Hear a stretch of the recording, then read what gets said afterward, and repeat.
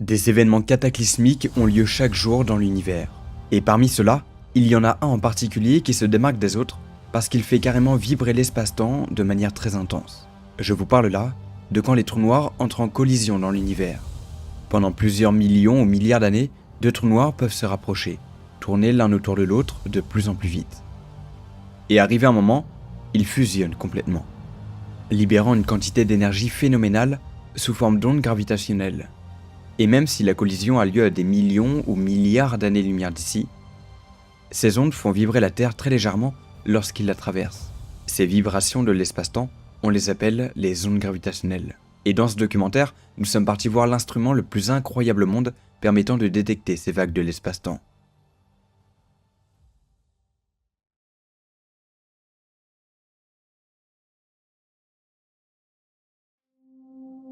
Les ondes gravitationnelles.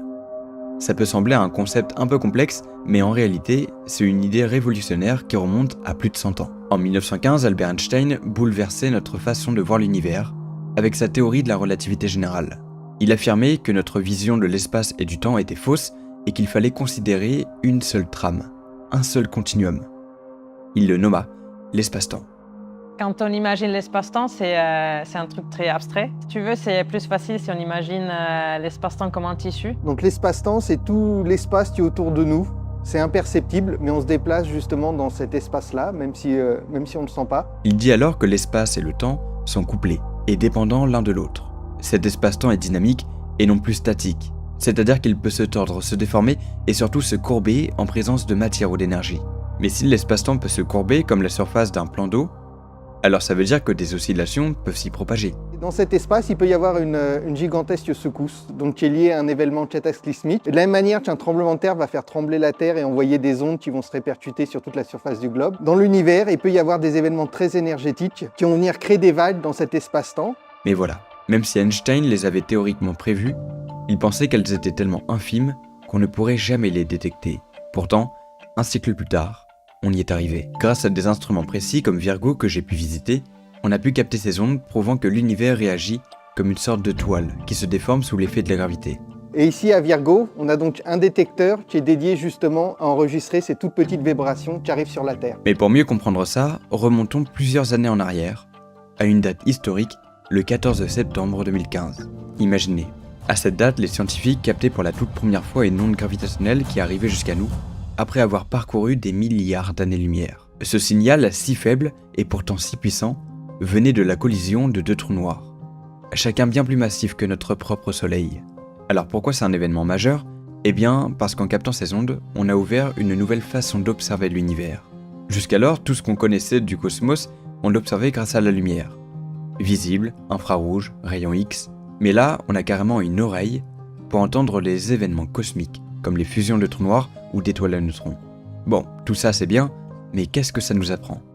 Eh bien c'est que cette détection nous confirme que l'espace et le temps sont vraiment comme une toile, qui peut se plier et se déformer sous l'effet de la gravité. Et surtout, en écoutant ces ondes, on peut presque entendre des événements cosmiques violents, et ainsi mieux comprendre la nature de notre univers.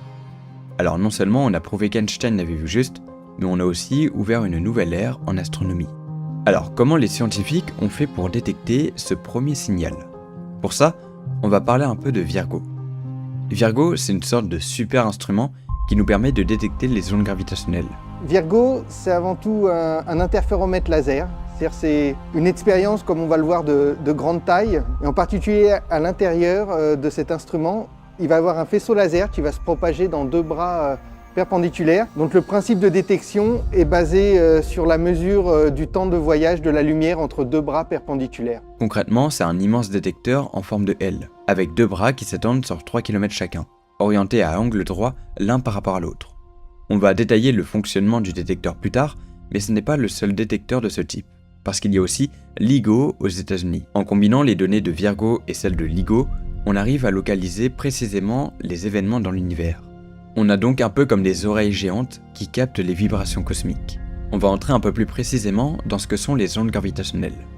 Qu'est-ce que c'est exactement ? Pour faire simple, ce sont des ondulations de l'espace-temps. Un peu comme des vagues à la surface d'un lac lorsqu'on jette un caillou. Mais là, les vagues se forment dans le tissu même de l'univers. Elles apparaissent lorsqu'il se produit des événements cosmiques d'une violence extrême, comme la collision de deux trous noirs ou la fusion d'étoiles à neutrons. Alors, donc, les ondes gravitationnelles sont produites par des sources un peu spéciales. Même nous, on produit des ondes gravitationnelles, mais celles qu'on détecte ici sont des ondes gravitationnelles genre énormes. Parce que sinon, c'est vraiment des perturbations super petites. Et du coup, ces sources doivent être très denses, bouger très vite, donc à vitesse relativiste. Et en plus, ils doivent avoir ce qu'on appelle une asymétrie des masses. Donc il ne faut pas qu'ils soient symétriques. Pour simplifier, imaginez deux objets très massifs, comme des étoiles à neutrons ou des trous noirs, qui dansent l'un autour de l'autre. À chaque mouvement, ils courbent l'espace et le temps tout autour d'eux, créant des sortes de petites vagues invisibles qui se propagent à travers l'univers. Ces vagues, ce sont les ondes gravitationnelles. Si on compare ça à des ondes sonores, ce sont des vibrations de l'air ou d'autres matériaux que nos oreilles détectent. Par exemple, quand une guitare émet un son, les cordes vibrent, et cette vibration se transmet dans l'air jusqu'à nos oreilles. Les ondes gravitationnelles, elles, ne vibrent pas dans un matériau physique, mais plutôt dans l'espace-temps lui-même. Et au lieu d'être captées par nos oreilles, elles nécessitent des instruments comme Virgo et LIGO, capables de sentir ces minuscules déformations de l'univers. Ces ondes viennent donc de phénomènes incroyablement énergiques. Prenons les trous noirs par exemple. Quand deux trous noirs se rapprochent en spiralant, ils libèrent des quantités d'énergie phénoménales juste avant de fusionner. À ce moment-là, ils déforment tellement l'espace-temps autour d'eux que des ondes gravitationnelles sont créées et se propagent dans toutes les directions. Et chaque mouvement déforme un peu plus l'univers. Théoriquement, de la matière qui accélère dans l'espace-temps crée des ondes gravitationnelles. Nous tous même, on peut créer des ondes gravitationnelles en bougeant notre bras ou en marchant. Mais bon, ces ondes créées sont tellement infimes qu'elles sont indétectables. Alors quand on parle de ces fameuses ondes gravitationnelles qui traversent l'univers, on pourrait se demander ce qu'on ressent ici, sur Terre, quand elles nous traversent. On sent rien après le passage d'ondes gravitationnelles. C'est un signal extrêmement ténu et c'est ça qui fait la difficulté de cette recherche. Donc il n'y a absolument aucun changement au niveau macroscopique, au niveau humain. C'est pour ça qu'il faut des détecteurs comme Virgo ici en Italie, qui sont spécialisés dans la recherche de ces signaux qui sont extrêmement faibles et qui viennent de très loin dans le cosmos. En fait, les ondes gravitationnelles nous traversent. On va dire la chose qui est intéressante des ondes gravitationnelles, c'est qu'elles interagissent très peu avec la matière. La réponse donc est absolument rien. Ces ondes sont si subtiles, si insignifiantes, qu'elles passent à travers nous sans qu'on s'en rende compte. Est-ce que vous vous souvenez d'un événement particulier où vous avez ressenti des sensations étranges le 14 septembre 2015, le 15 janvier 2020 ou même le 29 mai 2023 ? Non, alors que pourtant des ondes gravitationnelles ont traversé la Terre. Quand une onde gravitationnelle passe, elle étire et comprime légèrement l'espace autour d'elle, comme si notre planète et tout ce qui s'y trouve se faisaient un tout petit peu déformer. Mais on parle de déformations bien plus petites que la taille d'un atome. En fait, si une onde gravitationnelle passait à travers notre corps, eh bien elle provoquerait une compression et une expansion si minuscules que même vos cellules ne le sentiraient pas. Les instruments comme LIGO et Virgo, eux, sont spécialement conçus pour capter ces infimes mouvements. Ils sont tellement sensibles qu'ils peuvent détecter des déformations de taille de l'ordre d'un millième de la largeur d'un proton. Et c'est grâce à cette précision incroyable qu'on peut voir le passage de ces ondes, même si elles sont totalement invisibles pour nous. Virgo, c'est un gigantesque instrument de mesure qui utilise des faisceaux lumineux pour détecter la moindre variation, même infime, dans les distances. Quand une onde gravitationnelle traverse la Terre, elle va déformer très légèrement l'espace. Et c'est ce que Virgo capte avec une précision incroyable, nous permettant de voir ces phénomènes invisibles. L'onde gravitationnelle modifie ce qu'on appelle l'espace-temps. Et pour simplifier, on peut dire que ça change de manière infinitésimale la longueur des deux bras du détecteur, donc qui sont 3 km et qui sont à 90 degrés l'un de l'autre. Ces deux longueurs vont changer un petit peu différemment et tout le jeu est de reconnaître cette différence de longueur. Et donc l'appareillage est conçu pour voir cette différence de longueur et la transformer en un signal que nous on recueille après sur informatique et qu'on peut analyser. Alors au bout de chaque bras, on a un miroir un peu comme celui-ci. Alors celui-ci est différent parce que c'est une ancienne version. Et ce qu'on va venir détecter en réalité, c'est le déplacement d'un miroir par rapport à l'autre. Donc quand il y a le passage d'une onde gravitationnelle, l'espace-temps est déformé et l'un des deux miroirs va se décaler légèrement par rapport à l'autre. Et avec Virgo, on peut mesurer des variations de distance de l'ordre de 10-19 mètres. C'est-à-dire 1000 fois plus petit que la taille d'un noyau atomique. Donc là par exemple, on a une reproduction miniature de Virgo et ce qui fait que s'il y a un décalage de l'un des miroirs, le laser parcourra une distance légèrement différente et provoquera une variation lumineuse sur le capteur, comme ce qu'on voit là. C'est un peu comme essayer d'entendre un chuchotement dans une pièce bruyante. Ces détecteurs sont conçus pour être incroyablement sensibles. Et pour détecter ce signal, Ils utilisent un phénomène appelé l'interférométrie. Voilà comment ça fonctionne. Les détecteurs envoient des faisceaux de lumière avec un laser particulier vers les miroirs. Lorsque l'onde gravitationnelle passe, elle modifie légèrement la distance que le miroir parcourt, provoquant un décalage dans le temps de retour du faisceau laser. En analysant les interférences de ces faisceaux lumineux, les scientifiques peuvent détecter ces minuscules changements de distance et ainsi déterminer le passage des ondes. Mais maintenant, parlons un peu du phénomène de déformation de l'espace-temps. Imaginez l'espace-temps comme un drap tendu. Quand un objet massif comme un trou noir se déplace, il crée des ondulations dans ce drap. Quand une onde gravitationnelle passe, elle déforme ce drap en étirant et en comprimant l'espace-temps autour d'elle. Ça signifie que les distances entre les objets, comme les miroirs des détecteurs, changent légèrement, même si ça a une échelle incroyablement petite. Mais cette déformation n'affecte pas seulement les distances, mais elle influence aussi le chemin que la lumière prend. Si vous imaginez la lumière comme une balle qui roule sur ce drap, alors quand le drap se déforme, la balle suit un chemin différent. Ça signifie que la lumière peut arriver au détecteur avec des temps de parcours légèrement différents selon la présence d'une onde gravitationnelle. Et c'est cette variation-là qui est mesurée. Et donc, plus le tube est long, et plus le détecteur sera sensible. Plus on est long, plus c'est bon. Non, fallait la faire, hein, je suis désolé, je sors. Non, à la fin, il n'y a pas le best-of. On va couper. Donc, les bras de Virgo font 3 km de long, et plus les bras sont longs, plus on sera sensible. Tout simplement parce que l'effet de l'onde gravitationnelle va être cumulé sur la distance. Alors le truc, c'est qu'avec un bras de seulement 3 km, c'est pas assez long pour détecter des ondes gravitationnelles étant aussi lointaines. Alors ce qu'on fait, c'est qu'on permet à la lumière de faire non pas un, mais plusieurs allers-retours pour faire comme si on avait un tube beaucoup plus grand d'une centaine de kilomètres. Donc là, en gros, la lumière fait plusieurs allers-retours entre le miroir A et le miroir B avant d'être captée par le détecteur qui est juste au bout là-bas. Ce qu'on cherche, c'est en pratique mesurer de combien l'espace-temps, on va dire, a augmenté ou a diminué, ça a changé. Donc c'est pour ça que Virgo, en fait, c'est une espèce de métro super fin, super précis. L'un des éléments les plus importants de Virgo, c'est le laser. Le laser utilisé dans Virgo est une pièce centrale du détecteur et il est stabilisé à une longueur d'onde extrêmement précise de 1064 nanomètres.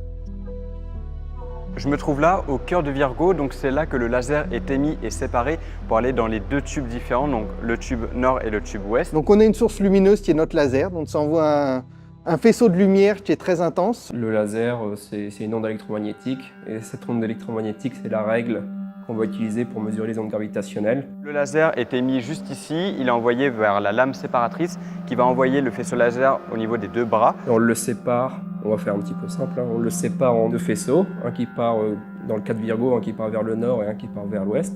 Et au bout de ces deux bras, on met deux miroirs qui renvoient la lumière. Et du coup, quand ça revient à l'endroit où on les a séparés, ça fait ce qu'on appelle des interférences. Et quand le laser revient, il revient dans cette partie-là qui est un peu la partie de détection.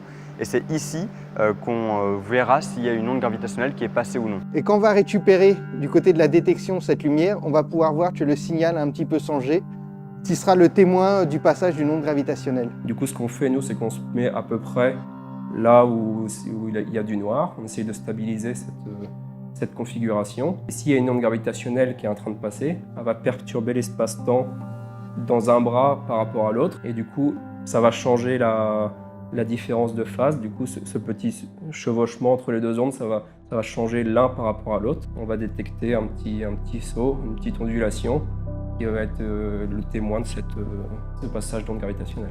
Donc tout est contenu dans des enceintes sous vide. Dans chaque enceinte à vide, il y a un système qui vient isoler le miroir du bruit sismique. Alors à cette puissance, si vous avez l'idée de passer votre main dans le faisceau, elle brûlerait quasi instantanément et vous pourrez lui dire adieu. Alors à l'heure actuelle, c'est un petit peu moins de 100 watts. Alors dit comme ça, 100 watts, ça n'a pas l'air d'être énormément parce qu'on a des ampoules à la maison qui font quasiment 100 watts. Sauf que là, c'est 100 watts très focalisés en fait.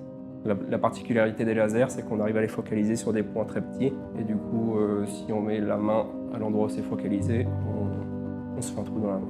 Mais on peut se demander si ces mesures sont assez rares. Qu'en est-il de la fréquence des détections d'ondes gravitationnelles? Elle nous donne un aperçu de ce qui se passe dans l'univers, donc il est important d'en détecter le plus possible. Quand des objets massifs tournent l'un autour de l'autre, ils émettent des ondes dans une certaine gamme de fréquences. Par exemple, les fusions de trous noirs ont généralement des fréquences assez basses, souvent en dessous de quelques centaines de hertz. Par contre, les collisions d'étoiles à neutrons produisent des fréquences plus élevées, atteignant parfois des milliers de hertz. Donc, en fonction de ce qu'on observe, Les détecteurs s'adaptent pour capter ces différentes fréquences. Mais à quelle fréquence ces événements se produisent? Eh bien ça dépend de l'activité de l'univers. Depuis qu'ils sont opérationnels, les détecteurs ont enregistré plusieurs événements par mois. À chaque fois qu'une fusion se produit, il y a de grandes chances qu'on puisse la détecter. Mais actuellement, avec toutes les maintenances et améliorations des détecteurs qui ont été faites, Virgo détecte environ un signal tous les 3 jours en moyenne. Et pour vous donner une idée de la sensibilité de Virgo, imaginez un instrument tellement précis qu'il peut capter les moindres vibrations autour de lui. Si un camion passe trop près du détecteur, les vibrations de la route peuvent être enregistrées. Mais c'est pas tout, même les avions qui survolent la région, ou les éclairs et orages à plusieurs kilomètres de là, peuvent perturber les détecteurs. Donc, pour être sûr qu'ils détectent bien une onde gravitationnelle et non un faux signal causé par ces bruits environnants, les physiciens doivent faire un énorme travail de vérification. Comme Virgo est ultra sensible, l'un des grands défis, c'est éliminer tous les bruits parasites qui pourraient fausser la détection des ondes gravitationnelles, les perturbations sismiques, les vibrations de l'environnement, voire les fluctuations thermiques. Tout ça crée du bruit qui peut facilement masquer les signaux ultra fins des ondes cosmiques que nous cherchons. À gauche, il y a un écran, justement, un écran qui est partagé par tous les interféromètres. Ils savent que Virgo, là, il prend des données. Je me trouve actuellement dans la salle de contrôle qui est dédiée au bon fonctionnement du détecteur. Alors, sur chacun de ces écrans, on a différentes informations. Sur le premier, on a la courbe de sensibilité. Donc en gros, c'est ce qu'il détecte en temps réel. On a ici la sensibilité du détecteur et le but, c'est de rendre Virgo le plus sensible possible pour avoir des données très précises. Alors sur ce graphique, l'idée, c'est d'avoir la courbe la plus basse possible. C'est un peu en fait le bruit que détecte Virgo. On a par exemple à gauche les faibles fréquences. Elles correspondent au bruit généré par l'activité sismique de la Terre. Et s'il y a un tremblement de terre par exemple, eh bien, on le verrait ici. Mais aussi l'activité humaine, s'il y a des travaux, on verrait les vibrations générées par les marteaux-piqueurs, par exemple. Au milieu du graphique, là où la courbe est la plus basse, on peut voir les perturbations générées à l'intérieur du détecteur en lui-même, comme les fils qui maintiennent le miroir ou la déformation légère du miroir à cause du laser. Et tout à droite, dans les hautes fréquences, on voit que la courbe remonte.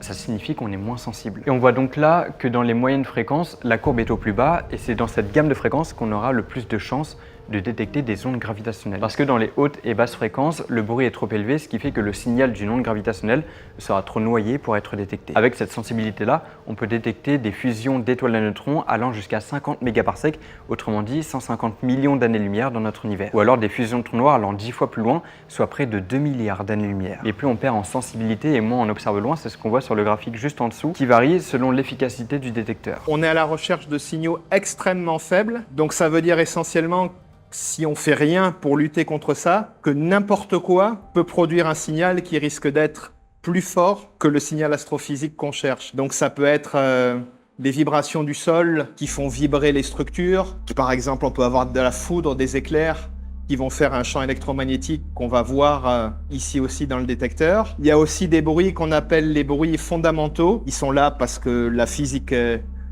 nous le dit. On a par exemple des bruits quantiques contre lesquels il faut lutter dans le détecteur. Donc on a toute une sorte de bruit. Alors ce qui est compliqué dans le cas de la détection des ondes gravitationnelles sur Terre, c'est qu'on essaye de détecter des mouvements relatifs entre les deux miroirs qui sont infimes.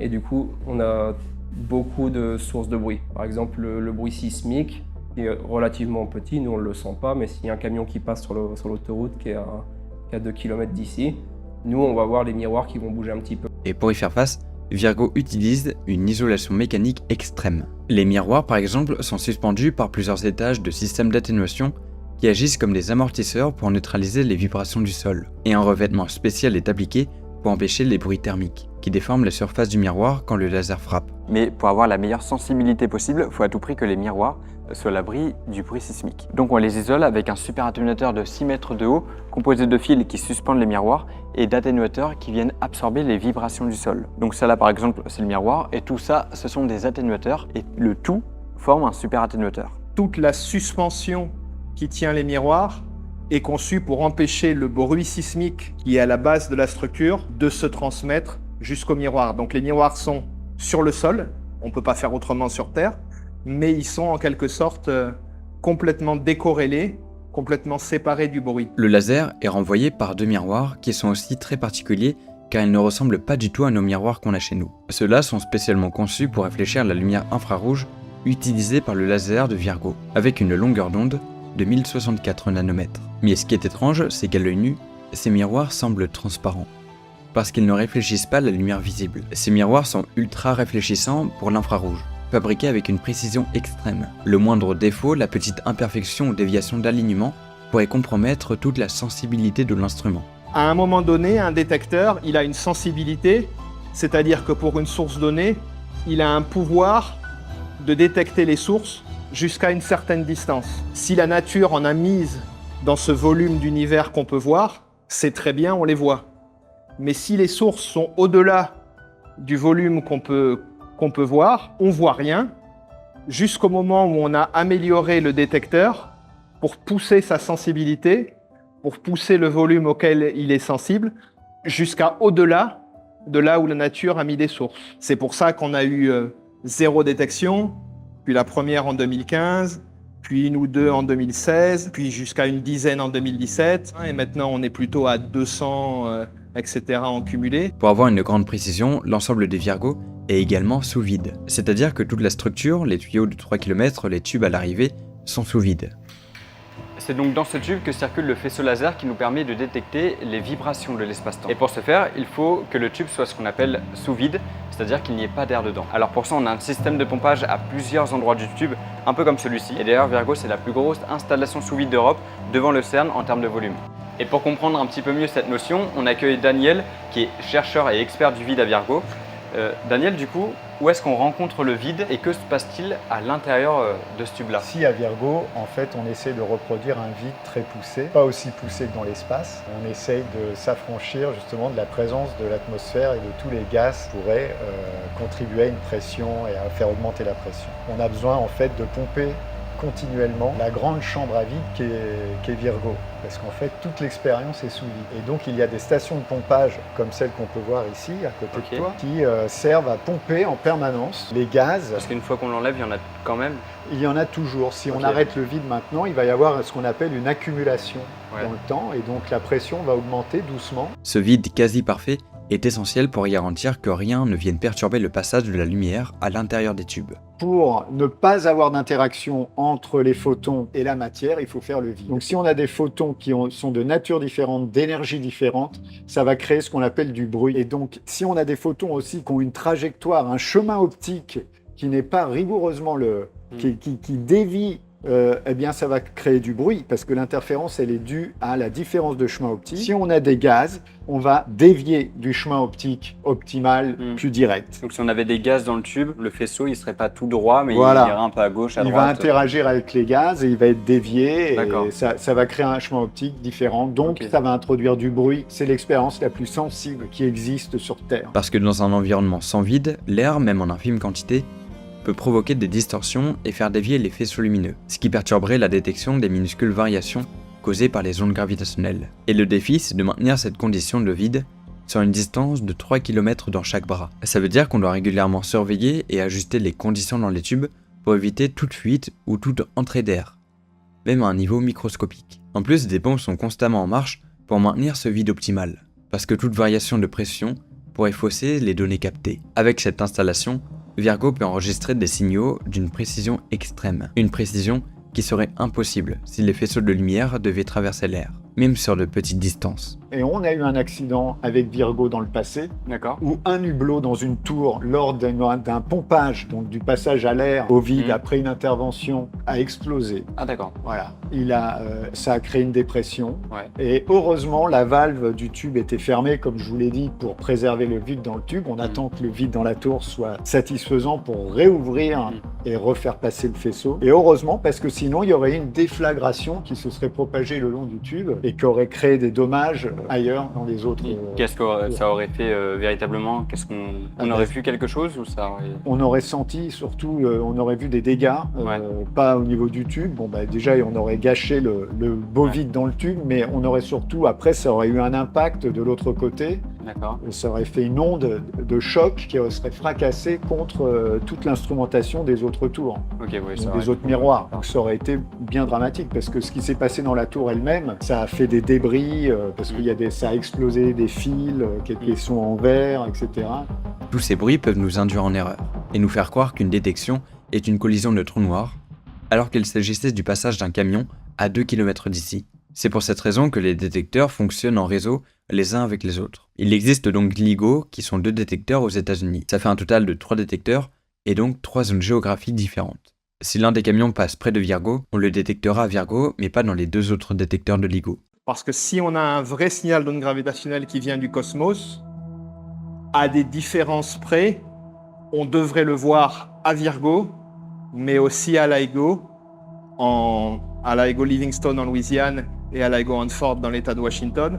Donc, en fait, les analyses, la plupart du temps, se font en mélangeant, en assemblant les données des 3 détecteurs, et on va utiliser ça pour s'assurer que le signal est réel ou pour éliminer tout ce qui est du bruit, qui a priori sera peut-être dans un détecteur, mais pas dans les 2 autres. Donc l'analyse en réseau est très importante pour ça.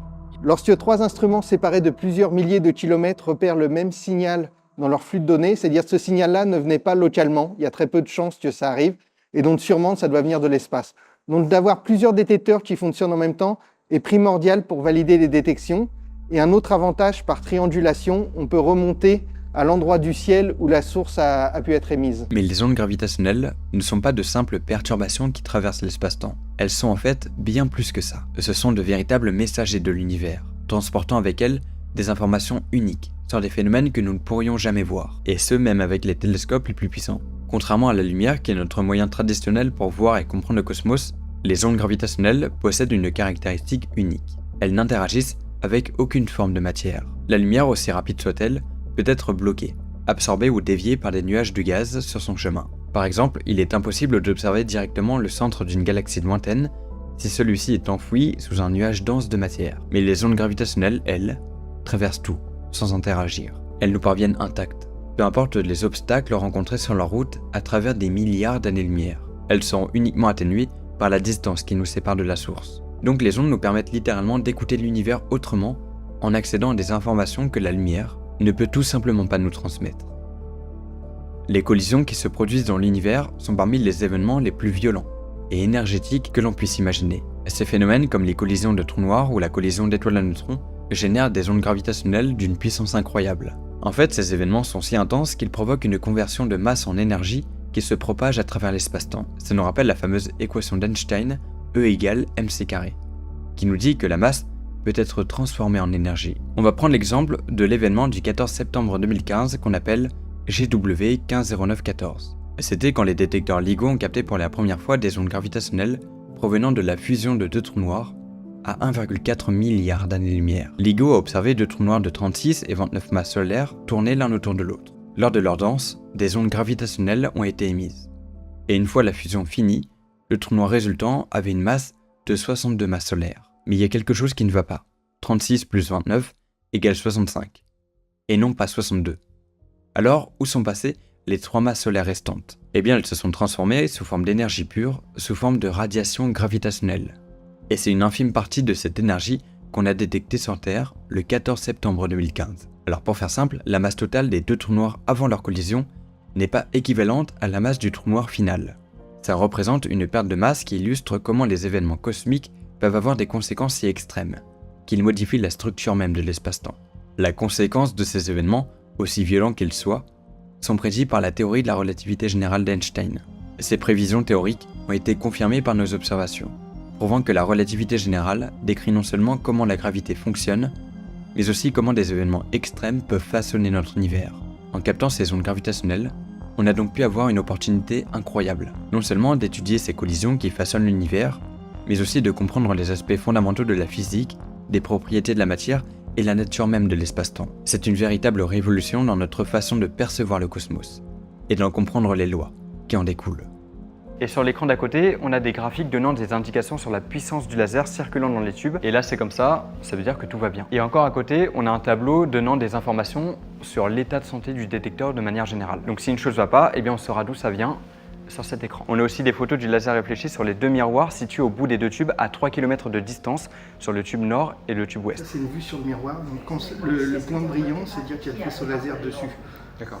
Donc effectivement c'est nord. Il est aussi gros que ça? Parce que j'imagine que le cercle, c'est le miroir, Oui, c'est ça. et le faisceau, c'est... Oui, c'est cette super grand. taille-là. Oui, plus d'une dizaine de centimètres de diamètre. Donc la salle de contrôle, c'est pas vraiment là où on traite les données provenant d'ondes gravitationnelles, mais c'est plutôt là où on fait l'état de santé du détecteur et on fait en sorte que l'enregistrement des signaux se passe bien. Et quand on détecte une onde gravitationnelle, eh bien on le voit pas vraiment de suite puisque le signal est traité automatiquement. Puis une notification est envoyée au chercheur 20 secondes après pour annoncer une détection. C'est à partir de là qu'on étudie l'onde détectée pour voir de quoi il s'agit. Alors donc pour les fusions d'astres compacts, 2 trous noirs, 2 étoiles à neutrons, donc plus on s'approche du moment où les 2 astres qui tournent autour l'un de l'autre vont fusionner, plus l'amplitude du signal est forte et plus les vagues, les creux, les bosses sont rapprochés. Donc on dit que la fréquence augmente et l'amplitude augmente. Donc c'est ce qu'on appelle en anglais un chirp. En français, ça serait plus un gazouillement d'oiseau. Donc quelque chose qui va faire un peu de plus en plus aigu et de plus en plus fort. Et c'est la fin d'un phénomène où les 2 astres ont tourné l'un autour de l'autre pendant des dizaines, voire des centaines de millions d'années. Et ce qu'on est capable de détecter aujourd'hui, c'est vraiment les quelques secondes ou les quelques fractions de secondes au moment où ils vont fusionner, parce que c'est là que le signal devient le plus fort et qu'on arrive à le voir sur Terre, très loin de l'endroit où ça s'est passé, et donc très longtemps après que ça s'est passé, puisque les ondes gravitationnelles voyagent vers nous à la vitesse de la lumière. Les trous noirs sont sans doute l'un des objets les plus fascinants et énigmatiques de l'univers. Mais qu'est-ce qu'un trou noir au juste? Eh bien en termes simples, un trou noir est une région de l'espace où la gravité est si intense que rien, pas même la lumière, ne peut s'en échapper. Ça signifie qu'on ne peut pas les voir directement, ce qui rend leur étude encore plus complexe. Mais maintenant, imaginez que 2 trous noirs se rapprochent lentement l'un de l'autre, en se tournant autour. Ils sont en orbite l'un autour de l'autre. Ils se rapprochent en dansant, en formant une spirale fascinante, où chacun des trous noirs influence l'autre par sa gravité. À mesure qu'ils se rapprochent, ils commencent à tourner de plus en plus vite, formant ce qu'on appelle la phase spirante. Cette danse engendre des ondes gravitationnelles, car chaque mouvement des trous noirs déforme le tissu même de l'univers, et ces déformations se propagent à travers l'espace comme des ondulations à la surface d'un lac. Au fur et à mesure que ces 2 géants s'attirent, leur disque d'accrétion, qui correspond à la matière, souvent du gaz ou des poussières chauffées à des températures extrêmes, gravitant autour du trou noir, commence à interagir. Au bout d'un moment, leur disque d'accrétion collisionne et éjecte de la matière.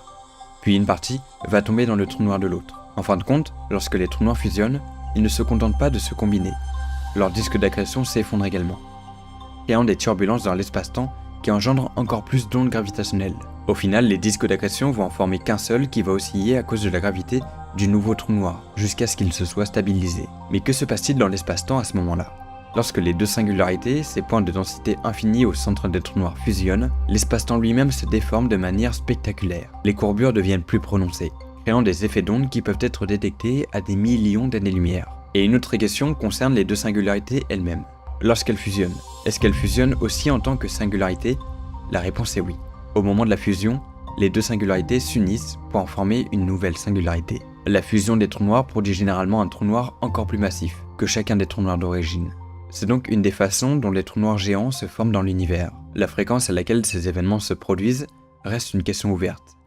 Mais les chercheurs estiment que de telles collisions sont relativement fréquentes dans le cosmos. Mais avec l'avènement des détecteurs comme LIGO et Virgo, on commence à détecter ces événements avec une fréquence bien plus élevée que prévu.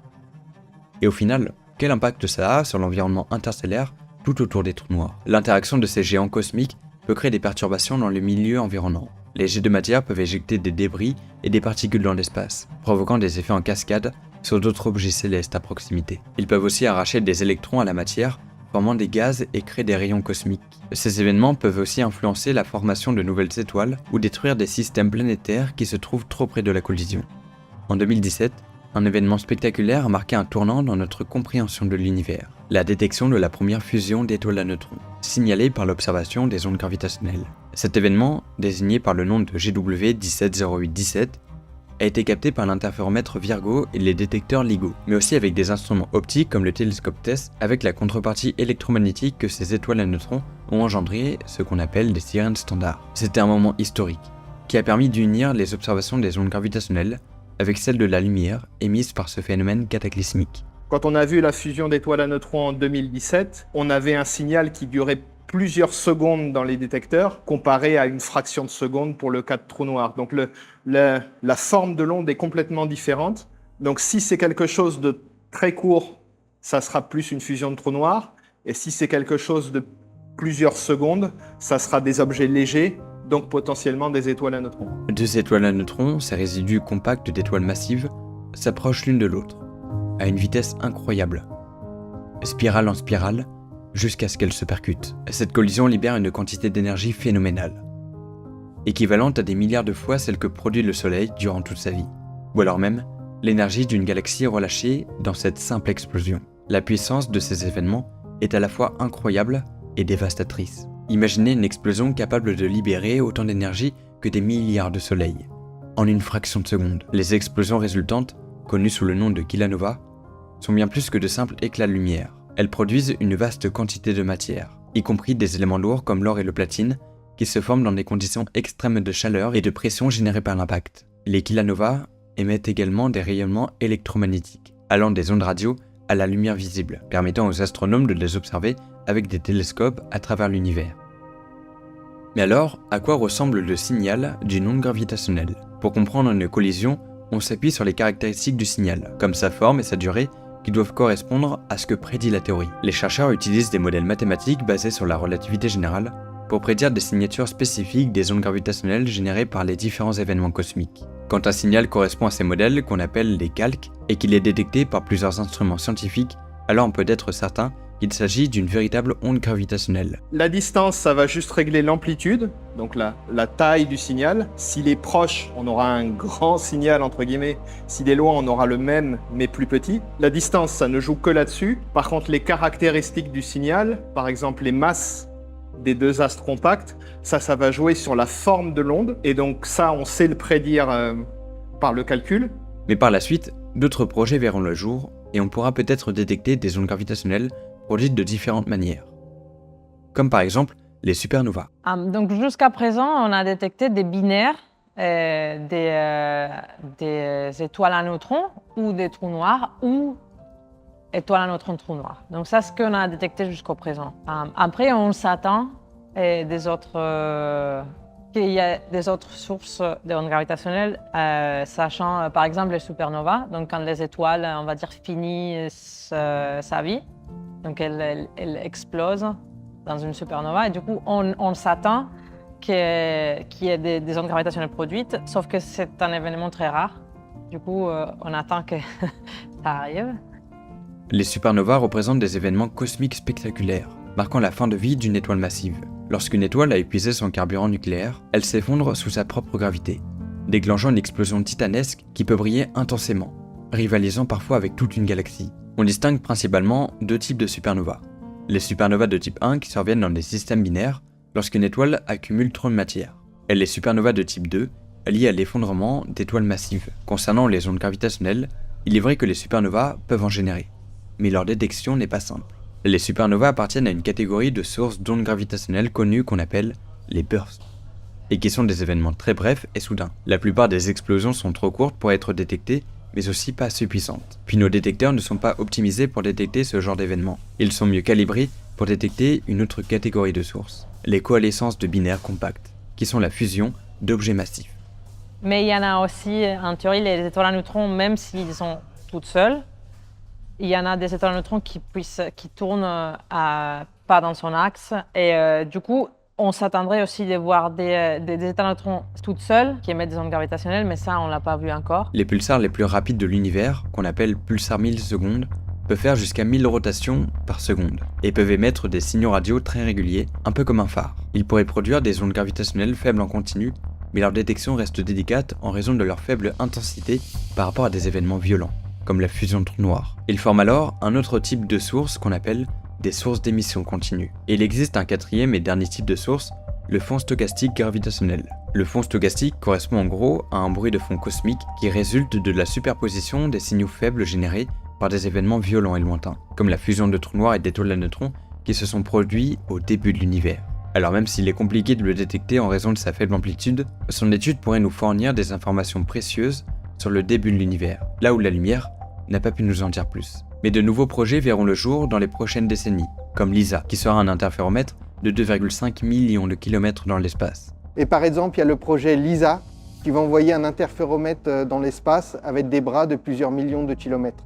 Il va détecter des ondes gravitationnelles à plus basse fréquence, et typiquement, ça sera lié à des phénomènes impliquant des objets compacts beaucoup plus massifs. On parle là de millions de masses solaires, par exemple, pour des trous noirs. LISA en particulier vise à détecter des ondes gravitationnelles provenant de systèmes binaires éloignés et pourrait révolutionner notre façon d'explorer les événements cosmiques, mais aussi l'interféromètre Einstein Telescope, qui sera lui plus sensible aux signaux à basse fréquence. Ici, sur le sol européen, il y aura le projet Einstein Telescope. Donc là, on parle d'un détecteur de 10 ou 15 km de long, qui sera sûrement 10 fois plus sensible que Virgo, pourra détecter toutes les fusions de trous noirs de masse stellaire dans l'univers. Donc on pourra remonter jusqu'au Big Bang, que Virgo ne peut pas faire actuellement. La découverte des ondes gravitationnelles représente un tournant majeur dans notre compréhension de l'univers. Pendant des décennies, notre perception de l'espace-temps et des événements cosmiques a été dominée par les observations astronomiques classiques, comme celles des étoiles et des galaxies.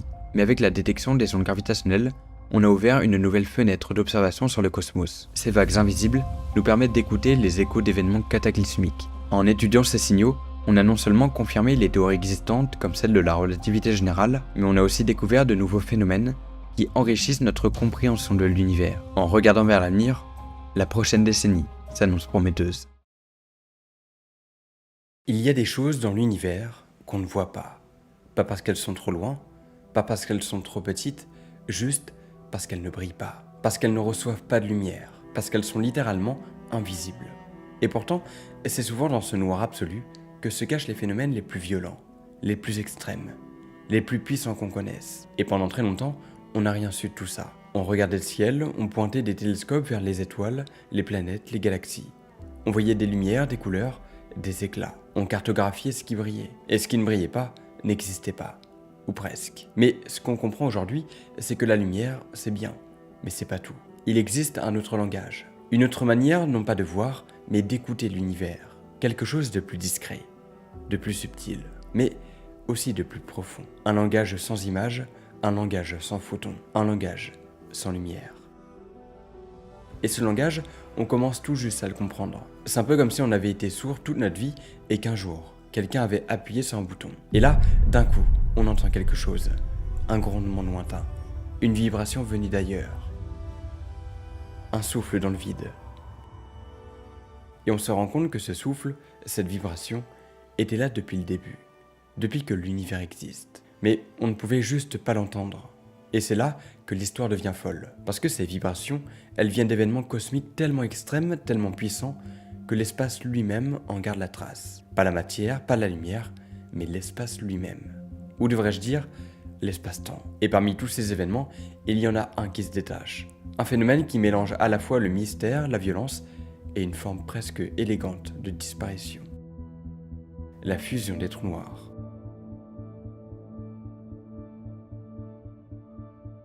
Déjà, un trou noir en soi, c'est pas banal. C'est ce qui reste quand une étoile géante meurt et s'effondre sur elle-même. Un objet si dense, si compact, que même la lumière ne peut plus s'en échapper. Une sorte de cicatrice gravitationnelle, un point de non-retour. Pendant des décennies, les trous noirs étaient des solutions mathématiques, des curiosités dans les équations d'Einstein. On doutait de leur existence et même Einstein lui-même n'y croyait pas. Et pourtant, on a commencé à en accumuler les indices. Des étoiles qui tournent bizarrement, voire des fois autour de rien. Des jets de matière inexplicables. Des zones de vide qui font bouger tout autour d'elles. Mais maintenant, imaginez deux trous noirs, deux monstres. Chacun invisible, chacun plusieurs fois plus lourd que le Soleil. Et qui tournent l'un autour de l'autre dans le vide spatial. Au début, ils sont encore assez éloignés. Leur danse est lente, silencieuse. Mais au fil du temps, ils perdent un tout petit peu d'énergie. Mais pas de l'énergie lumineuse, mais de l'énergie gravitationnelle. Ils se tournent autour de plus en plus vite et se rapprochent de plus en plus, jusqu'à se percuter, se mélanger, et devenir un seul et unique trou noir, encore plus massif et encore plus silencieux. Le choc est immense. L'énergie libérée est colossale. Juste une onde, une sorte de vibration de l'espace-temps qui se propage à travers l'univers tout entier à la vitesse de la lumière. Et c'est cette onde, cette vibration qu'on a captée pour la première fois il y a quelques années. Après des décennies de doutes, de théories, de calculs, de tentatives, c'est un rêve de physicien imaginé par Einstein il y a plus d'un siècle qui devient soudain réalité. Mais avant d'en arriver là, avant de capter ce murmure de l'univers, il faut revenir un peu en arrière. Parce qu'en fait, des choses comme ça, on soupçonnait leur existence depuis longtemps. Il y avait des indices, des effets étranges, des pulsars qui ralentissent, des étoiles qui disparaissent. des galaxies qui vacillent. Et surtout, des objets qui semblent obéir à une gravité sans lumière. Comme si quelque chose les attirait, mais sans jamais se montrer. Et comme je l'ai déjà dit, il faut bien comprendre qu'on voyait littéralement des étoiles disparaître ou orbiter autour de rien du tout. Alors au début, on imagine, on suppose, on invente des noms. Objets compacts, restes stellaires, trous noirs. Ça sonne un peu comme la science-fiction. Et d'ailleurs, pendant longtemps, on s'est demandé même si ça existait vraiment. Et si ce n'était pas juste un délire mathématique, une aberration des équations. Mais petit à petit, les preuves s'accumulent. Et surtout, on comprend que certains systèmes binaires, dans la galaxie, pourraient abriter non pas une, mais deux de ces choses-là. Deux trous noirs, ensemble, en orbite, condamnés à se rapprocher, à perdre de l'énergie, à spiraler et à finir par fusionner. Le plus fou, c'est que ce genre d'événements, ils sont produits tout le temps, partout, depuis des milliards d'années. Il y en a eu au début de l'univers, il y en a eu pendant la formation des galaxies, il y en a encore aujourd'hui. C'est juste que pendant des siècles, on n'avait aucun moyen de les percevoir, parce que ça ne brille pas, parce que ça ne fait pas de lumière, parce que ça ne laisse rien derrière. Juste une vibration infime. Une onde qui traverse l'espace, qui traverse la matière, qui traverse même notre planète, sans qu'on s'en rende compte. Mais aujourd'hui, on les entend. Et rien que ça, c'est une révolution. Le truc fascinant avec les ondes gravitationnelles, c'est qu'elles traversent l'univers sans être déformées par les obstacles. Là où la lumière peut être absorbée, réfléchie ou tordue par les champs magnétiques ou la matière. Une onde gravitationnelle, elle, traverse tout. Elle ne s'arrête pas sur une étoile. Elle ne se courbe pas autour des galaxies. Elle passe, ce qui en fait un outil scientifique incroyable, parce qu'on peut remonter à la source du signal sans qu'il ait été déformé en route. C'est comme avoir un enregistrement sonore brut de ce qui s'est passé à des millions d'années-lumière. Mais il faut comprendre qu'il existe plusieurs types de signaux d'ondes gravitationnelles. Comme pour la lumière, il existe des signaux d'ondes radio, rayons X, gamma, etc. Pour les ondes gravitationnelles, c'est un peu pareil, mais on va pas les classer selon leur fréquence, mais plutôt selon la forme du signal. Donc en gros, on les classe selon plusieurs critères. Commençons par les signaux qu'on appelle des coalescences de binaires compacts, ou CBC. Ce sont les plus connus, et surtout les plus observés. Ce sont les plus nets, les plus proches, et les plus faciles à modéliser. Ils viennent de systèmes binaires, deux objets compacts comme des trous noirs, des étoiles à neutrons, ou un mélange des deux, qui tournent l'un autour de l'autre. À force d'émettre des ondes gravitationnelles, ils perdent de l'énergie, se rapprochent, tournent de plus en plus vite, et finissent par fusionner. Et ça produit une onde gravitationnelle ultra caractéristique. D'abord, une montée en fréquence, comme une sorte de sifflement qui s'accélère. Puis, une grosse détonation quand les deux corps se percutent. Et enfin, une vibration de fin, plus calme, quand le nouvel objet se stabilise. On a capté ça pour la première fois en 2015, avec deux trous noirs de 36 et 29 masses solaires. Ça a duré moins d'une seconde, mais ça a changé l'histoire. Depuis, on en détecte régulièrement. Presque un événement de ce type par jour. Les signaux de CBC sont des signaux courts et déterministes. En gros, c'est-à-dire qu'on arrive à les modéliser grâce aux équations de la relativité. Les fusions de trous noirs, c'est le plus courant. C'est violent, ça fait pas de lumière, mais les ondes gravitationnelles, elles, explosent littéralement dans l'espace-temps. Les fusions de deux étoiles à neutrons, comme celle de 2017, c'est encore plus impressionnant. Parce qu'en plus du signal gravitationnel, il y a une émission de lumière dans tout le spectre, c'est-à-dire dans les rayons gamma, ultraviolets, visibles, infrarouges et ondes radio. Ça nous permet de faire ce qu'on appelle de l'astronomie multimessager. Et parfois, on capte des fusions mixtes entre un trou noir et une étoile à neutrons. C'est plus rare, mais c'est fascinant, parce que ça nous aide à mieux comprendre les limites de la matière ultra dense. Ensuite, il y a les signaux burst. Ce sont les signaux très courts, très intenses, mais beaucoup plus imprévisibles. Là, on parle d'un événement catastrophique, un peu comme une déchirure soudaine dans l'espace-temps. Le principal candidat ici, c'est une supernova, une étoile très massive qui arrive en fin de vie, s'effondre sur elle-même, puis explose. Si l'effondrement est asymétrique, c'est-à-dire que la lumière ne tombe pas partout pareil, ça peut produire une onde gravitationnelle brève. Mais le signal est mal connu. On ne sait pas exactement à quoi il doit ressembler. Donc, on fait du blind search. On écoute le ciel en espérant capter quelque chose. C'est un peu comme tendre l'oreille dans une forêt en espérant entendre un arbre tomber. Les bursts sont des signaux courts mais non modélisables. C'est-à-dire qu'on ne sait pas exactement à quoi devrait ressembler la forme du signal. Un autre exemple possible, c'est la rupture du cœur d'une étoile à neutrons. Si elle subit un changement brutal de densité ou de structure interne, elle peut relâcher un signal court et puissant. Ou même, certains théorisent des événements plus exotiques, comme l'effondrement d'une étoile quark ou d'un objet hypothétique encore inconnu. Les bursts, c'est un terrain d'exploration. On ne comprend pas encore tout, mais justement, ça laisse la place aux surprises. On passe maintenant aux signaux continus qu'on appelle les CW, pour Continuous Waves. Là, c'est une autre ambiance. On n'est plus dans la violence, mais dans la régularité. C'est un signal qui est constant dans le temps, qui oscille encore et encore comme une horloge cosmique. Le meilleur exemple, c'est une étoile à neutrons isolée qui tourne sur elle-même. À cause de l'extrême vitesse de rotation des pulsars, leur surface est légèrement irrégulière, puis aplatie. L'étoile à neutrons subit alors une déformation équatoriale, ce qui fait qu'elle n'est pas parfaitement sphérique. Et il suffit qu'elle ait une déformation locale, comme une bosse ou un creux, même d'1 millimètre, elle va émettre des ondes gravitationnelles de façon continue. Pour les pulsars, leur rotation est ultra précise. Certaines font des centaines de tours par seconde. On les appelle les pulsars millisecondes. Et si elles ont une petite déformation, cette rotation devient une source régulière d'ondes gravitationnelles. Ces signaux sont caractéristiques comme des signaux longs et modélisables, car ils durent dans le temps et on sait prédire leur forme. On peut les chercher pendant des mois ou des années, en accumulant les données. Et puis il y a les SGWB, le Stochastic Gravitational Wave Background, ou fond stochastique gravitationnel. Là, on entre dans le domaine du bruit de fond cosmique. Et c'est un signal diffus, produit par une superposition d'un très grand nombre de petites sources non résolues, trop faibles ou trop nombreuses pour qu'on les distingue individuellement, mais qui, ensemble, créent une espèce de brouhaha gravitationnel. C'est comme si on était à une table avec plein d'invités. On entend le brouhaha global émis par les invités, mais on n'arrive pas à distinguer clairement chaque conversation. Mais ce bruit diffus peut venir de plein de choses. D'abord, des populations de trous noirs supermassifs en fusion, à des milliards d'années-lumière qu'on ne peut pas encore détecter un par un. Mais aussi, potentiellement, de processus très anciens, comme les ondes gravitationnelles primordiales produites juste après le Big Bang, ou des phénomènes théoriques comme les cordes cosmiques, des sortes de défauts topologiques laissés par les premières phases de l'univers. Ce fond stochastique, c'est une des prochaines grandes frontières. Si on parvient à le détecter clairement, on aura accès à une mémoire de l'univers que la lumière ne pourra jamais nous donner. On pourrait remonter à des informations jusqu'au mur de Planck. Mais ce qui est difficile, c'est que c'est un signal long, mais non modélisable. Donc impossible de prédire sa forme pour le moment.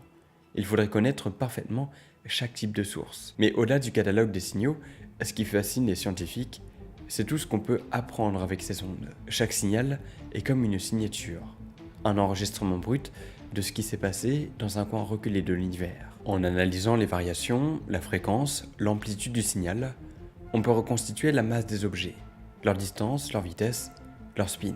On peut même savoir s'ils étaient parfaitement sphériques ou légèrement déformés. Et comme les ondes gravitationnelles ne sont pas perturbées par la matière, on peut regarder au cœur des événements les plus denses, là où la lumière ne passe plus. Et c'est là que naît l'astronomie multimessager. L'idée, c'est d'observer un même événement sous plusieurs angles.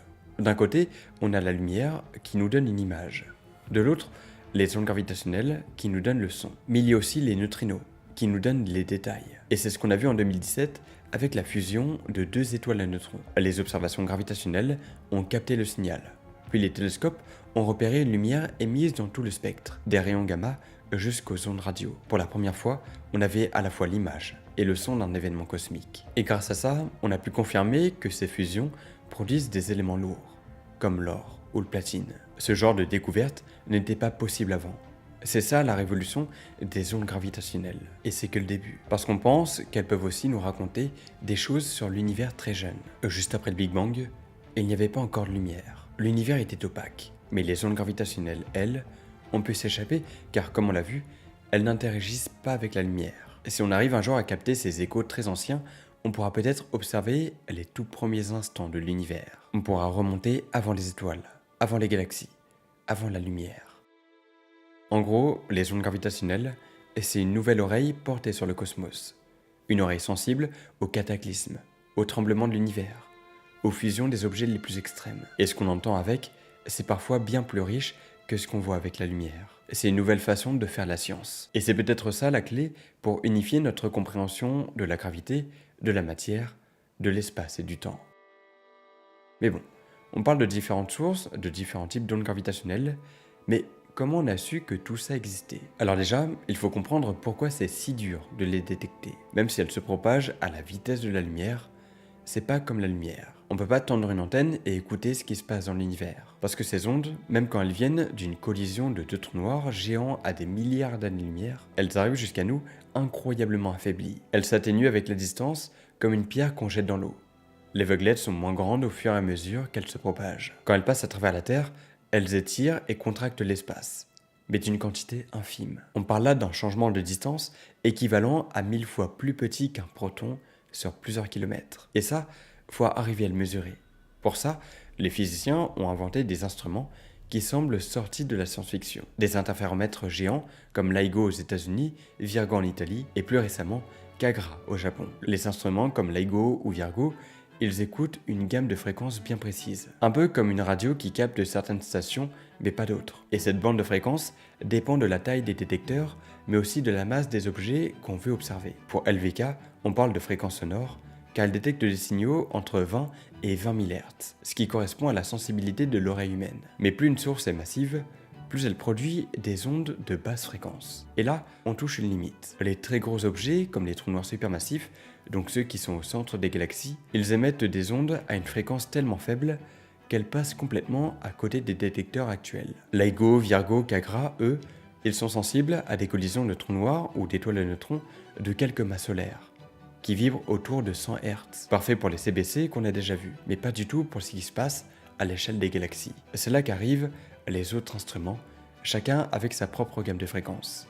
D'abord, LISA, l'interféromètre spatial. Parce que le problème sur Terre, c'est qu'il y a trop de bruit. Les tremblements, les voitures, le vent, tout ça empêche de capter les signaux faibles à faible fréquence. Donc, la solution serait de mettre le détecteur dans l'espace. Et pour aller encore plus bas en fréquence, il y a une autre idée. Utiliser des pulsars comme horloge naturelle dans ce qu'on appelle des PTA, les Pulsar Timing Array. Les pulsars, on l'a vu, ce sont ces étoiles de neutrons qui tournent à une vitesse folle et envoient des signaux radio ultra réguliers. C'est comme des phares cosmiques. Et si une onde gravitationnelle de très faible fréquence passe entre eux et nous, elle va légèrement décaler le timing de ces signaux. Pas beaucoup, mais juste assez pour qu'on puisse le détecter, si on est très patient. Les PTAs écoutent donc un réseau de pulsars pendant des années, parfois des décennies, à la recherche de minuscules variations synchronisées. Et récemment, en 2023, plusieurs réseaux de pulsars ont annoncé avoir détecté un signal compatible avec un fond gravitationnel produit par une population de trous noirs supermassifs en fusion. C'est peut-être la première preuve du fond stochastique gravitationnel. Et enfin, à l'autre bout du spectre, il y a une piste encore plus ancienne, les ondes gravitationnelles primordiales, celles qui auraient été créées juste après le Big Bang. Elles seraient d'une fréquence ultra basse, presque indétectable, mais elles auraient laissé une empreinte dans le rayonnement fossile, le fameux fond diffus cosmologique. Et pour chercher cette trace, les scientifiques analysent la polarisation du CMB, en espérant y voir un signal B-mode, une sorte de spirale résiduelle laissée par une onde gravitationnelle très ancienne. C'est un défi incroyable parce que ce signal est minuscule, mais s'il est confirmé un jour, ça pourrait nous donner un accès direct à l'univers 10 puissance moins 35 secondes après le Big Bang. Aucun autre outil ne peut faire ça. Alors, détecter les ondes gravitationnelles, c'est pas juste de tendre un micro et attendre. C'est une association où chaque détecteur se complète. C'est comme si l'univers jouait une musique sur plusieurs octaves et qu'on devait construire une oreille différente pour chaque instrument. Pour les hautes et basses fréquences, des signaux brefs et d'autres qui durent des millions d'années. Et ce qui est fou, c'est qu'on commence à peine à entendre cette musique. Parce que dans l'histoire de la physique, les ondes gravitationnelles, c'est un peu le chapitre oublié du livre d'Einstein. Il les avait prévues en 1916, à peine un an après avoir publié la relativité générale. Mais à l'époque, personne n'y croyait vraiment. C'était trop subtil, trop théorique, trop faible pour être observé. Il a fallu un siècle de progrès, de calculs, de doutes, et surtout de gens obstinés qui ont continué à chercher malgré les échecs. Des gens comme Joseph Weber, qui a construit les premiers détecteurs dans les années 60, même s'ils étaient trop rudimentaires. Ou Ray Weiss, Kip Thorne ou Ron Driver qui ont imaginé LIGO dans les années 80. Et ce pari de fou de construire une machine capable de mesurer une variation d'1 millième de diamètre de protons sur 4 km a fini par marcher. Un signal court mais intense qui n'a duré qu'un dixième de seconde. Son nom, GW231123. Une collision entre deux trous noirs très massifs survenus à plusieurs milliards d'années-lumière de nous. Ce n'est pas la première fois qu'on observe un tel phénomène. Depuis 2015, les observatoires LIGO et Virgo nous ont habitués à les détecter. Des fusions de trous noirs, il y en a. Beaucoup même. Mais celle-ci, elle n'est pas comme les autres. Déjà, à cause de sa masse. Car ici, on ne parle pas de petits trous noirs issus de la mort d'étoiles ordinaires. Non, les deux objets en collision pesaient chacun entre 100 et 140 fois la masse du Soleil. C'est énorme. Tellement énorme que ces deux trous noirs pourraient eux-mêmes être le résultat de précédentes fusions de trous noirs. Et puis, il y a le résultat. Le trou noir final aurait une masse d'environ 225 masses solaires, un record absolu pour une détection par onde gravitationnelle. Mais ce chiffre cache un détail fascinant, la perte de la masse. Parce que si on additionne les deux masses initiales des deux trous noirs, on devrait arriver à peu près à 240 masses solaires. Mais alors, où sont passées les 15 masses solaires restantes? La réponse est spectaculaire. Elles ont été converties en énergie pure, sous forme d'ondes gravitationnelles, exactement comme le prédit E égale mc² de l'équation d'Einstein. Une petite quantité de masse suffit, si elle est bien transformée, à libérer une énergie colossale. Mais c'est pas tout. Ce qui rend GW 231123 encore plus étonnant, c'est la vitesse de rotation des trous noirs avant la collision. Ils ne se contentaient pas de se foncer l'un vers l'autre. Ils tournoyaient sur eux-mêmes à des vitesses si élevées qu'ils pourraient bien approcher de la limite théorique fixée par la relativité générale. Des spins extrêmes, jamais mesurés avec autant de certitude jusqu'ici. C'est comme si deux toupies gravitationnelles géantes s'étaient précipitées l'une vers l'autre, pour ne former qu'un seul monstre encore plus extrême. Alors oui, on connaît déjà des collisions de trous noirs, mais des collisions comme celle-là, très peu. On parle ici d'un type très particulier, un trou noir de masse intermédiaire, ni trop petit, ni vraiment géant. Plus lourd que ceux nés de l'effondrement des étoiles, mais bien plus léger que ceux supermassifs, qui hantent les cœurs des galaxies. Ces objets-là, les intermédiaires, sont rares, et pourtant, ils pourraient être les briques fondamentales de la construction des géants, des étapes intermédiaires dans la croissance des monstres cosmiques. Mais alors, pourquoi une telle découverte est-elle aussi précieuse? Parce que plus un trou noir est massif, plus son signal est difficile à capter. Les collisions comme celle-ci sont rares, et leur fréquence est trop faible pour apparaître régulièrement dans les détecteurs. GW 231123 se situe presque à la limite de ce qu'on peut entendre dans l'espace-temps. Les scientifiques le savent. Cette collision va nous apprendre beaucoup de choses, sur la formation des trous noirs, sur leur spin, sur les fusions successives qui pourraient petit à petit donner naissance à des monstres. Mais ça, on en parle juste après. Bon, c'est bien beau de parler d'ondes gravitationnelles, de types de signaux, etc. Mais concrètement, comment elles ont pu changer notre approche avec l'univers? Eh bien, pendant très longtemps, en fait, depuis que les humains lèvent les yeux vers le ciel, on a observé l'univers avec la lumière. C'est tout ce qu'on avait. La lumière visible, celle qu'on voit avec nos yeux, c'était notre seul outil. Et même quand on a inventé les télescopes, des satellites, des capteurs plus précis, on est resté dans ce qu'on appelle l'astronomie électromagnétique. On a juste élargi la gamme. On a ajouté les infrarouges, les rayons X, les ondes radio. Mais au fond, on faisait toujours la même chose. On regardait comment la matière émettait de la lumière, ou comment elle la bloquait, ou comment elle la déviait. Et ça a très bien marché. Grâce à ça, on a découvert les galaxies, les quasars, les pulsars, les trous noirs. On a cartographié le fond diffus cosmologique, on a compris la composition des étoiles, la vitesse d'expansion de l'univers, la structure du cosmos à grande échelle. Et c'est un outil puissant, mais aussi, quelque part, un outil limité. Parce que la lumière, comme on l'a vu, même si elle traverse l'espace, elle ne traverse pas tout. Elle interagit avec son environnement. Elle ne pénètre pas les événements les plus extrêmes. Et elle ne nous dit rien de ce qui se passe vraiment à l'intérieur. Parce que, durant une fusion de trous noirs, il n'y a aucune onde électromagnétique qui est émise. Aucun photon. Rien. Juste la matière qui s'effondre sur elle-même et l'espace qui se met à onduler. Et tant qu'on n'avait que des télescopes pour observer le ciel, ce genre d'événements restait totalement invisible. On savait même pas qu'ils étaient en train de se produire. Mais maintenant, on a changé de registre. On n'écoute plus seulement l'univers lumineux. On écoute aussi l'univers vibrant. Et ça, c'est une révolution. Chaque événement extrême dans l'univers, chaque fusion, chaque effondrement, chaque déformation violente va laisser une trace dans le tissu de l'espace-temps. Il faut bien se dire qu'on n'est plus en train de regarder une scène depuis l'extérieur. On ressent directement ce qui s'y passe. Et ce que ça nous révèle, c'est un univers beaucoup plus intense, plus chaotique, plus vivant que ce qu'on croyait. Prenons un exemple. Une supernova. Quand une étoile massive arrive en fin de vie, elle explose. Parce que ça, on le savait déjà. On avait observé la lumière de ces explosions. Parfois, elles illuminent une galaxie entière. Mais ce que la lumière ne montre pas, c'est comment se passe l'effondrement du cœur de l'étoile, à l'intérieur. Ce moment précis où la gravité devient si forte que tout s'écrase en quelques millisecondes.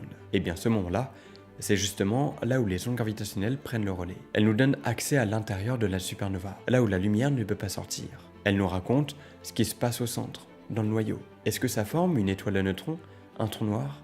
Est-ce que le cœur rebondit ou s'écroule d'un coup? C'est ce genre de questions que seule la gravité peut nous donner. Parce que c'est elle, la vraie actrice dans ces moments-là. Et c'est pareil pour les collisions d'étoiles à neutrons. Quand deux étoiles mortes se mettent à spiraler l'une autour de l'autre pendant des millions d'années, avant de se heurter à des vitesses incroyables, ça produit un signal gravitationnel ultra précis, qui nous donne leur masse, leur distance, leur nature. Et si en plus cette collision émet un flash de lumière, comme ce fut le cas en 2017, alors là, on peut croiser les deux informations.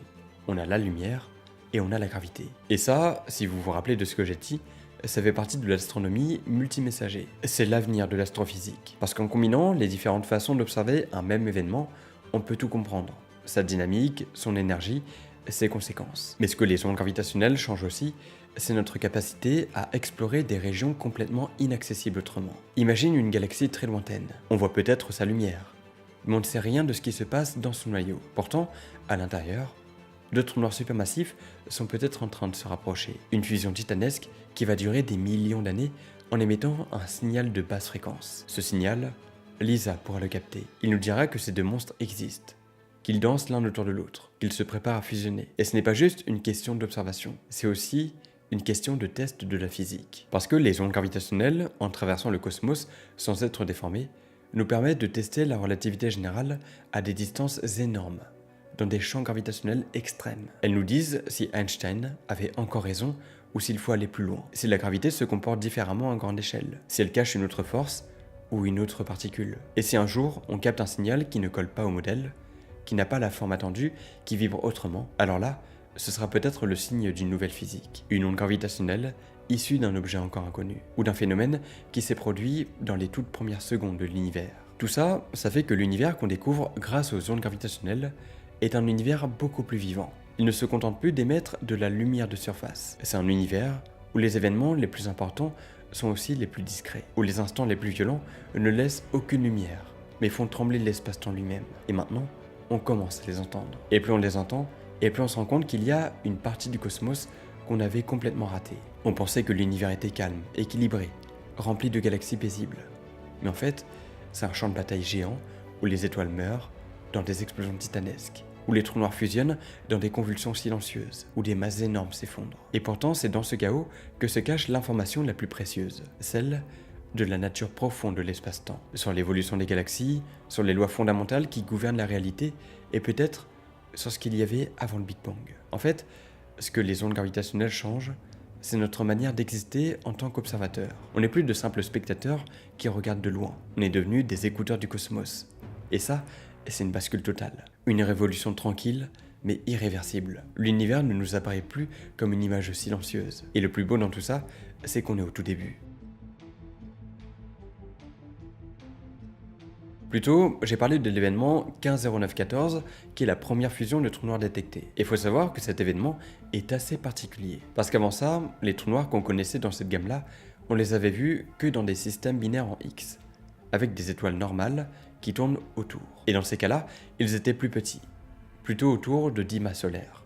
Mais là, on tombait direct sur des monstres de 2 à 3 fois plus lourds que ceux qu'on connaissait. Et encore plus étonnant, ils tournaient vite. Ils étaient compacts, et ils ne faisaient aucune lumière. Bref, ils étaient invisibles autrement que la gravité. Et donc, on les aurait jamais trouvés sans les ondes gravitationnelles. Cette première détection, c'est déjà un signe que les trous noirs sont peut-être beaucoup plus nombreux et plus variés qu'on le pensait.